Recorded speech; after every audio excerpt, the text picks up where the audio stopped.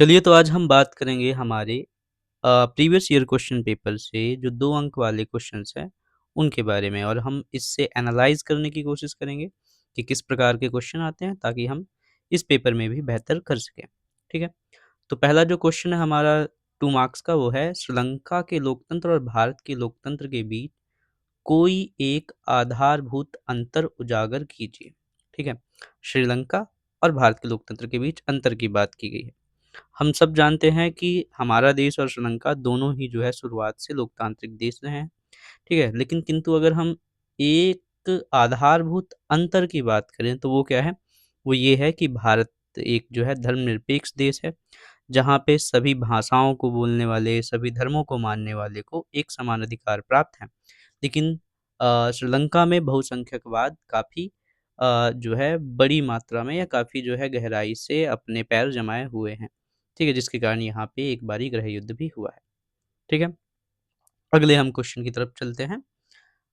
वैश्विक साझी संपदा के किन्हीं 4 अवयवों के नाम लिखिए। क्वेश्चन क्या पूछा है? वैश्विक साझी संपदा। अब क्या पूछा है कि किन्हीं 4 अवयव।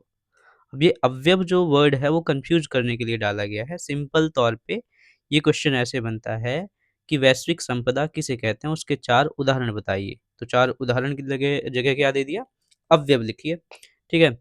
तो अवयव या उदाहरण क्या है वैश्विक साझी संपदा के? तो पहला उदाहरण है अंटार्कटिका। ठीक है? वैश्विक साझी संपदा होती क्या है? जिस पे किसी एक देश का हक नहीं है बल्कि सभी देशों का बराबर हक है। ठीक है? तो वो वैश्विक साझी संपदा है। तो जैसे अगर हम बात करें वायुमंडल की, हम अगर बात करें समुद्री सतह की या अगर हम बात करें अंटार्कटिका की, तो ये जो है क्या है? एक तरीके से वैश्विक साझी संपदाएँ हैं, उसके उदाहरण हैं, उसके अवयव हैं। ठीक है? तो 4 अवयव की बात की तो अगर हम एक-एक करके गिनने की कोशिश करें, तो वायुमंडल, समुद्री सतह, पर्यावरण, अंटार्कटिका। ठीक है? हम ये भी कह सकते हैं कि बाहरी अंतरिक्ष, इसको भी हम जोड़ सकते हैं। ठीक है? आगे अगर हम बात करें हमारे अगले क्वेश्चन की, तो वैश्वीकरण ने किस प्रकार आपके निकट के बाज़ारों को प्रभावित किया है? किन्हीं 2 उदाहरणों की सहायता से समझाइए। ठीक है? वैश्वीकरण की डेफ़िनेशन सबको पता ही होगी। ठीक है? कि वैश्वीकरण एक प्रकार की बहुआयामी अवधारणा है जिसमें वस्तुओं का, पूँजी का, मुद्रा का एक स्थान से दूसरे स्थान में मुक्त प्रवाह होता है। ठीक है? तो इसका प्रभाव क्या पड़ा है हमारे बाज़ारों में? इसके 2 एग्ज़ाम्पल देने हैं। तो सिंपल सी बात है जब जो है वैश्वीकरण आया तो वैश्वीकरण के ज़रिए जो बाज़ार में ऑप्शंस हैं लोगों के पास, वो क्या हो गया? वो बढ़ गया। ठीक है? विकल्पों में क्या हुई? बढ़ोतरी हुई है, वैश्वीकरण के ज़रिए। ठीक है? इसकी जब हम 2 उदाहरणों की बात करते हैं तो पहला उदाहरण क्या है कि हम जो है दुनिया के अलग-अलग जो है ब्रांड्स जो है हमें दुकानों में या बाज़ारों में देखने को मिल जाते हैं। ठीक है? अब ब्रांड में जो है अगर आप कपड़े के ब्रांड की बात करें, तो अलग-अलग ब्रांड के जो कपड़े हैं वो मिल सकते हैं। मोबाइल्स के अलग-अलग जो ब्रांड है वो मिल सकती हैं आपको। ठीक है? इसके साथ-साथ क्या हुआ है कि लोगों के पास जो विकल्प हैं वो तो बढ़े ही हैं, साथ के साथ हमारी जो संस्कृति है, उसमें मिश्रण हुआ है, ये दूसरा एग्ज़ाम्पल है। ठीक है? तो ब्रांड आस-पास बहुत सारे दिखना, ये एक उदाहरण हो गया। दूसरा जो है संस्कृति का मिश्रण हो गया। जैसे हमें जो है एक तरीके से कपड़े पहनने के लिए हम भारतीय संस्कृति के कपड़े नहीं बल्कि वेस्टर्न संस्कृति के कपड़े जो है पहनते हैं। तो ये हमारे आस-पास के उदाहरण हो गए। ठीक है? अगला जो क्वेश्चन है इसका वो ये है कि मुस्लिम लीग द्वारा प्रस्तुत द्विराष्ट्र सिद्धांत की व्याख्या कीजिए। हम सब जानते हैं कि द्विराष्ट्र सिद्धांत जो है किसने दिया था? मुस्लिम लीग ने दिया था। उस समय पे जो हेड थे इसके वो थे मोहम्मद अली जिन्ना। तो उनके अनुसार क्या है कि जो भारत है, भारत 2 कौमों का देश है। ठीक है? मुस्लिम लीग में द्विराष्ट्र सिद्धांत के तहत क्या कहा गया कि भारत 2 कौम हिंदू और मुस्लिम का देश है, किसी एक कौम का देश नहीं है। ठीक है? तो इन्होंने मुस्लिमों के संरक्षण के लिए एक अलग देश की माँग रखी पाकिस्तान की, ताकि वो उसकी संस्कृति को बचा सके और इसे ही द्विराष्ट्र सिद्धांत कहा गया। इसको काफ़ी लंबे समय तक टाला गया कि जो है इसका जो है नहीं माना जाएगा, लेकिन बाद में इसको अंतिम में मोहर मिल गई और बाद में पाकिस्तान बन भी गया। आज हम जानते हैं हमारा पड़ोसी देश है। ठीक है? अगले अगर हम क्वेश्चन की बात करें, विचारधारा के आधार पर जनसंघ एवं अन्य पार्टियों के बीच कोई 2 अंतर स्पष्ट कीजिए। ठीक है? जैसे कि हम सब जानते हैं कि जो जनसंघ पार्टी है, ठीक है? ये अ, वर्तमान समय की अगर हम भारतीय जनता पार्टी को देखें, तो भारतीय जनता पार्टी की जड़ें जनसंघ से जुड़ी हुई हैं। ठीक है? भारतीय जनसंघ का जो है क्या बोला कि 2 अंतर स्पष्ट करना है उस समय की पार्टियों से, ठीक है? तो पहला बहुत ही महत्वपूर्ण अंतर ये था कि ये जो है अखंड भारत की बात करती थी। अभी बीजेपी भी अखंड भारत की बात करती है जिस प्रकार से।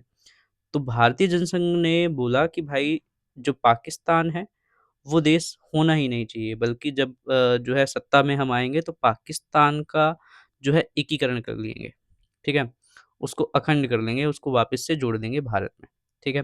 जबकि दूसरी पार्टियाँ इस चीज़ को पूरी तरीके से मान चुकी थी कि जो है पाकिस्तान एक अलग देश होना चाहिए, ठीक है? धर्मनिरपेक्षता का भी समर्थन दूसरी पार्टियाँ करने लगी थी, जनसंघ ने इसमें इसका समर्थन पूरी पूरी तरीके से नहीं किया, ठीक है? अगर हम आगे बात करें दूसरी चीज़ की, तो दूसरी चीज़ क्या है कि भारतीय जनसंघ शुरुआत से ही परमाणु हथियार की जो है बात करती थी, पैरवी करती थी, जबकि बाकी सब पार्टियाँ शांतिपूर्ण सह-अस्तित्व की बात करती थी। तो ये 2 मूलभूत अंतर हैं, ठीक है? पहला क्या कि भारतीय जनसंघ बात करती थी अखंड भारत की, जिसमें जो है दोबारा से पाकिस्तान को शामिल करने की बात शामिल थी, ठीक है? और बाकी पार्टियाँ इस चीज़ का समर्थन नहीं करती थी। भारतीय जनसंघ शुरुआत से ही परमाणु हथियार की जो है बात करती थी, आणविक ऊर्जा की बात करती थी, जबकि बाकी की जो पार्टियाँ थी वो ये मानती थी कि हमें शांतिपूर्ण सह-अस्तित्व के साथ चलना चाहिए। ठीक है?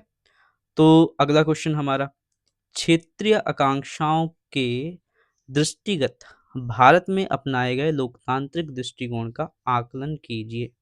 ठीक है? अब ये जो क्वेश्चन है थोड़ा-सा आप लोगों को कन्फ्यूज़िंग लग सकता है। लेकिन ये बिल्कुल भी कन्फ्यूज़िंग नहीं है, काफ़ी ईज़ी क्वेश्चन है। ईज़ी कैसे है? ईज़ी क्वेश्चन आपका दूसरी बुक का 8वां चैप्टर है क्षेत्रीय आकांक्षाएँ, उसको समझिए, है ना? तो क्षेत्रीय आकांक्षाओं के दृष्टिगत भारत में अपनाए गए लोकतांत्रिक दृष्टिकोण का आकलन कीजिए कि मतलब हमने क्षेत्रीय आकांक्षाओं से निपटने के लिए क्या तरीका अपनाया, क्या रुख रहा है भारत का, ठीक है? तो जब हम इसकी बात करते हैं, तो हमारे देश ने क्या किया कि क्षेत्रीय आकांक्षाओं को दबाने की जगह क्या काम किया? लोकतांत्रिक समायोजन का काम किया, कि भाई हम बातचीत के ज़रिए बैठेंगे, बात करेंगे और उनकी जो बात है उसको मानेंगे, अगर मानने योग्य हुई, ठीक है? और जो है सहमति के साथ आगे बढ़ेंगे, ठीक है? इसी के लिए भारत ने क्या काम किया? पहले पॉइंट तो ये हो गया, दूसरा काम क्या? कि भारत ने इसी के आधार पे राज्यों का जो गठन है, हमारे देश में भाषा के आधार पे है, ठीक है? आगे अगर हम बात करें तो हम ये मानते हैं हमारा देश का जो लोकतांत्रिक ढाँचा है वो ये मानता है कि जो क्षेत्रीय आकांक्षाएँ हैं, वो क्या हैं? वो किसी भी लोकतंत्र के लिए बहुत ही ज़्यादा स्वाभाविक है, वो लोकतंत्र से अलग नहीं है। तो ये हमारा रुख रहा है क्षेत्रीय आकांक्षाओं को लेकर के, ठीक है? ये हमारा लोकतांत्रिक दृष्टिकोण रहा है, ठीक है? तो यहाँ पे ये इसके जो है पीवाईक्यूज़ से क्वेश्चन थे 2 अंक वाले।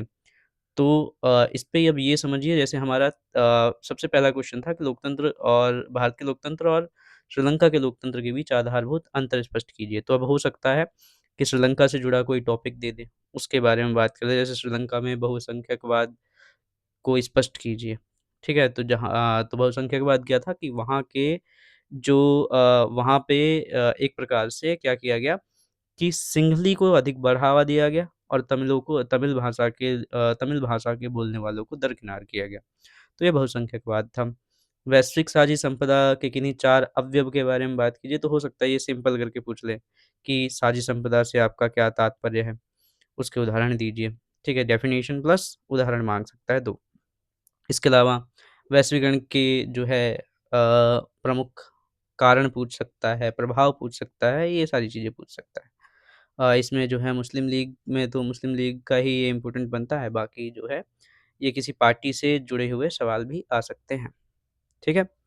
तो हम बात करेंगे अपने आगे वाले क्वेश्चन पेपर के बारे में, उसके 2 नंबर के क्वेश्चन्स के बारे में।